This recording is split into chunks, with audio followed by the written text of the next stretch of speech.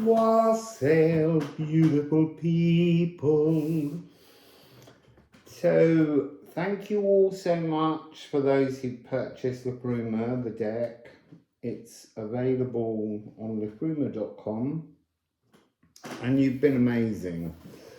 I was settling down today doing a lot of astrology to prepare myself to do a series of readings about the collective frequencies inside each sign. So yes, it will refer to personal energies, but also collective energies. And as I was working my way through, when I got to Aquarius, not in the readings, but in my notes that I do, I picked up this energy of the great attractor.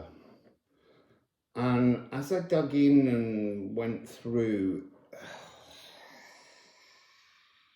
it melted my head and I was like, I can't go there. So what is the great attractor? It's a kind of strange gravitational force beyond our galaxy, the Milky Way. And actually there's a band of stars across the Milky Way, which you may have seen. And this is the zone of avoidance where you can't see this great attractor. It's just down below the line, but it's obscured, and somehow it has some kind of connection to dark flowing energies. But it's on such a massive scale, it's pulling together a series of ancient galaxies that are colliding, and that has something to do with beings in outer space who are aware of all of these things. But it's also, I think it's moving away from our galaxy. So somehow the energy has reached a point that I think is part of the heralding of the age of Aquarius, as we call it in our world. But it's a huge, vast, transformative energy. So when we talk about all the changes coming with Pluto in Aquarius for 20 years, yes, they echo these energies, but this is primal. This is something, I don't even know why I'm trying to do this video, because I don't know I don't even know if I can put into words what was unfolding in my head as a sense, but it's, well, I don't know. I'm gonna just shuffle the cards, get it out of the way. If it works, I'll post it. If not, I'll just move on with the smaller things that are just in our galaxy. I don't want to know. The other thing that they were showing me, I've been getting lots and lots of stuff about biome again, and how the body and the biome are one, our mind and spirit are one, and we have to come into some kind of relationship with them. I was also, a long time ago, I asked why I couldn't see things with my third eye and only understood things, and I was told that they would show me what I would be able to see, and when they showed me, I could see all the background microwaves of everything in existence, and it was like a fog, but it was made of layers of energy all interacting together. And I kind of said, yeah, I really don't want to see that. So anyway, so this microwave background time is help me. So I want cards to fall. So give me a moment.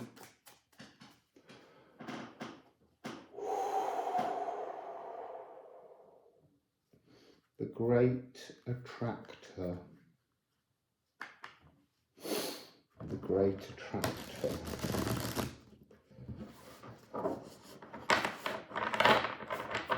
So I'm hearing it's magic, but as we would perceive it. So please, without really frying my brain, it's tear smelting, this energy of, well, a really strong energy of compassion being behind it. There's something to do with cycles of inevitability. So space, time, place, energy, spirit within things understands how cycles have to begin and end to transform into something else. And those cycles may be growing or they may be diminishing. And this is protocol so old here. And that's this energy. This is an energy so old that time has smelted all emotions within. So it's like saying there's this macro energy that knows its journey, and as it transforms its frequency or its influence, things all over the super galaxies, the clusters, all of these things, they're all transforming somehow.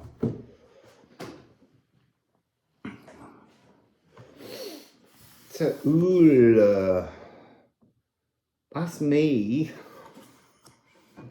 reaching out all my senses into this smelting pot to look for an answers. What's there behind the hoot? What's there behind the nudge? What is there behind the nudge? This is coming across as there's it's like a cluster. It's like a cluster of positivity, a cluster of compassion. Oh, there's another card on the floor. So the wheel shield, this is like all life that remembers all things and knows all that's to come, because in another point of time out of time, it's already been and happened. It's like a knowingness of a journey, of a pathway. And it is all life. I mean, in many ways, it feels like, you see, this is now coming across as the zone of avoidance, what you're not meant to see. Why am I tuning into it? If we're not meant to see it, why are you tuning me into this energy?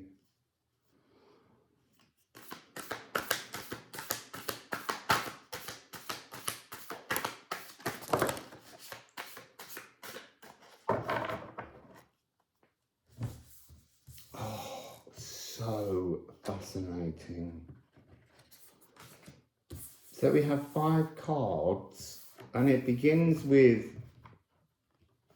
Night and Mona.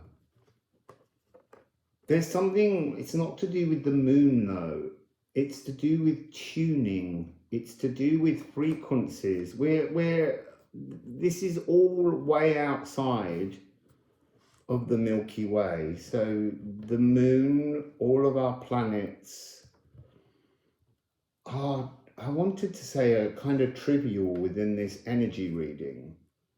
It's a vast transformation, and it's pulling away, and we need to recognize how the energy of fear, darkness, that energy where we punish ourselves, is moving further away to let in a new energy that is this gathering energy.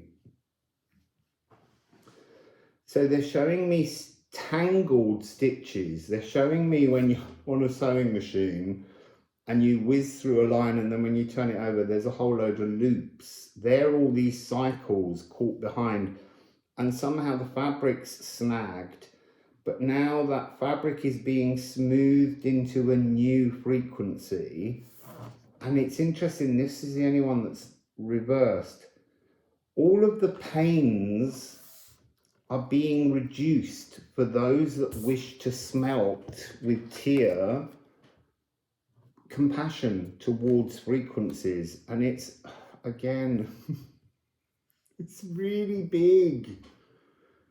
But we're not seeing it all because there is a zone of avoidance. So we're not feeling it all, we're not sensing it all. The Milky Way, the river of the cosmos, of our solar system, our galaxy, is sitting between that, so that it's almost like when we come down, the consciousness from our soul pot is only a thread of what we're capable of knowing and understanding, and then it comes into Opalagu. There is a new energetic, that's interesting, I was going to say an energetic mirror, but the mirror is setting itself first, and we have to catch up with the great attractor's new frequency. We have to look into that energy to see what's coming. So let's get some ceramics on the same card, beginning with tear.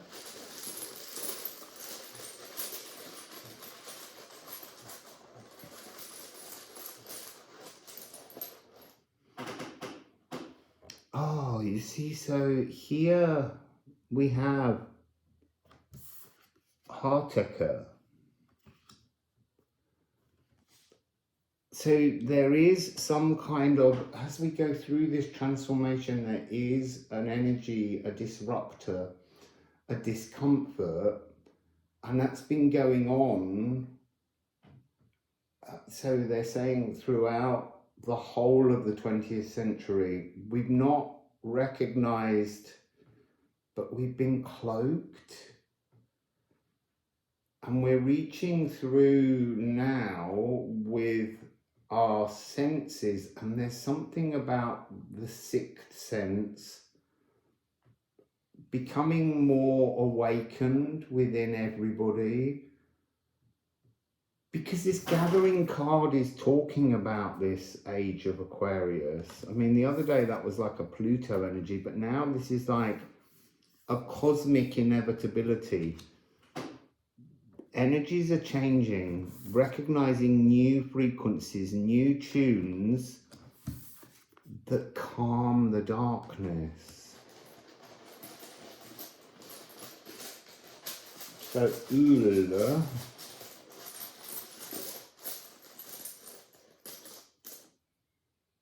Ula has health, biome.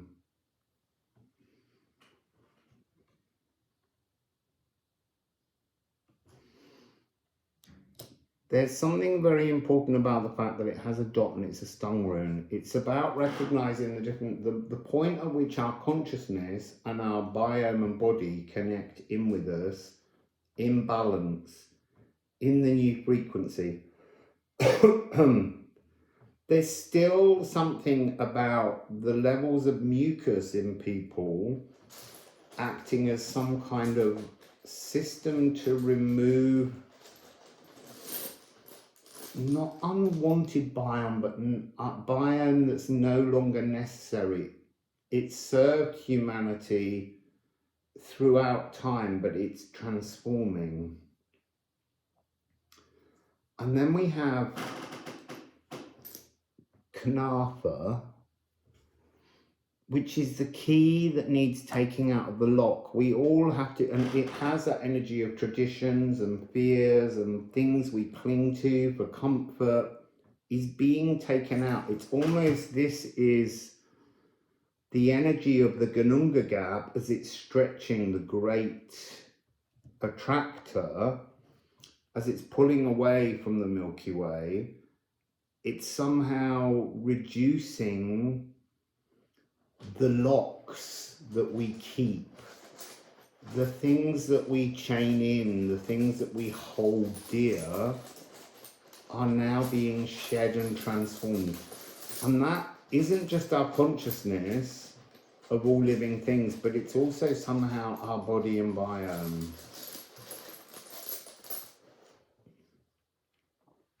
Oh, interesting. So this is like going in a reversal. It's talking about resetting our sigil, resetting our life force, and that's been a very strong energy about our natal charts being brought into a new time frame, a new moment where you absorb your own pain, you let go of your own pains to rebirth so that you can come into some kind of energetic balance with, well, everything. It isn't, I wanted to say with everything alive, but it's with everything. The frequency of everything is transforming. And it's solstice energy. It's a rarefied alignment. It's a moment that feels so, as I said earlier, there are ancient galaxies. And so they're saying to me, a message for starseeds is,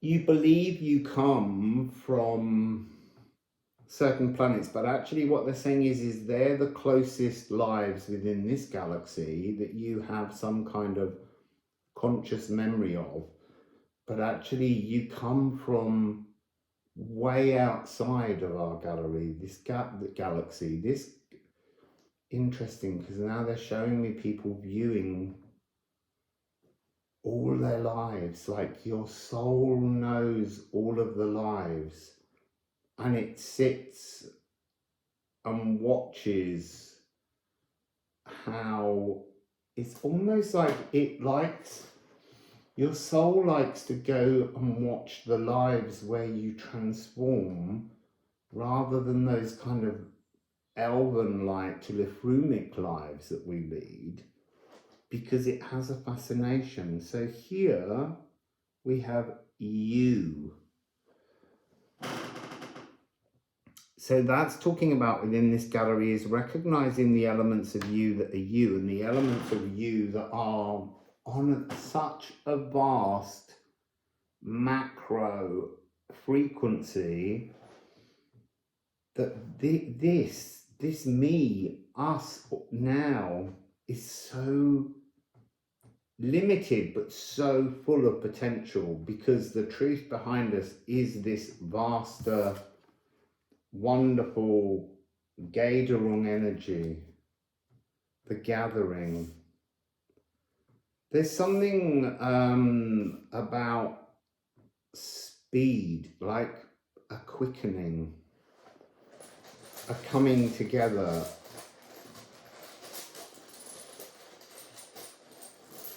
A regrowth. So there's something about this fulcrum in this galaxy now that's about a turning point that divides how you've been in the past. And some of your past lives may have been in these other galaxies. Inevitably, they will have. Because they're talking about, where are you from? You're from everything, but you're also from outside of this galaxy. And then we have the change is gathering, the gathering changes, everything is transforming around us. This is vain, and that's about listening to you, listening to your truth within your current energetic truth, and earthing that truth. There's something very strong about how we have to anchor our transformation here, because there's something to do with this galaxy's future that is almost these ancient galaxies are shifting to here. Old future energies. I don't know how to explain this. It's so beyond my mind of anywhere I've ever been channeling, aside from when I saw the microwaves, the background microwaves. Mending hurt. This is a moment where we're all being gifted the opportunity to mend hurt, to move to something new. And then Ophilagu.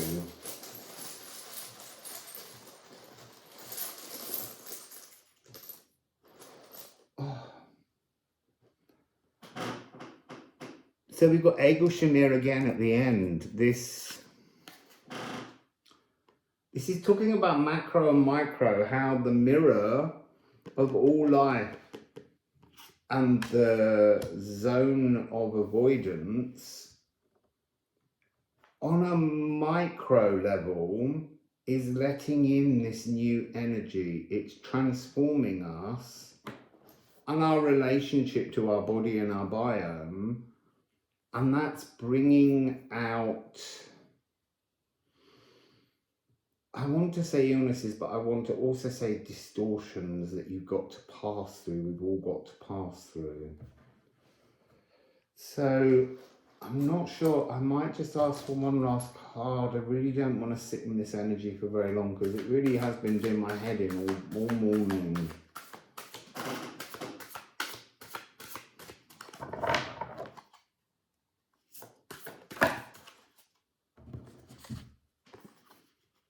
That's interesting. I think I witnessed these two cards as I was first shuffling when I said I didn't want to see them. I'm not sure. We can check later. It might have flashed. This is a giant, huge, vast portal of purging that our entire galaxy is going through. It's a bigger transformation than we usually tune into.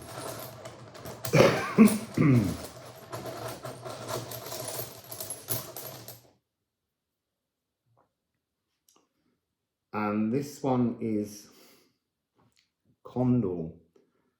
Condor is the macro. Condor is the huge, vast energies of the cosmos, but it's also got that energy of the ulcer and the cosmic doubt. Those parts where we're not willing to step over, so some kind of philosophical thought threshold to move into new energy.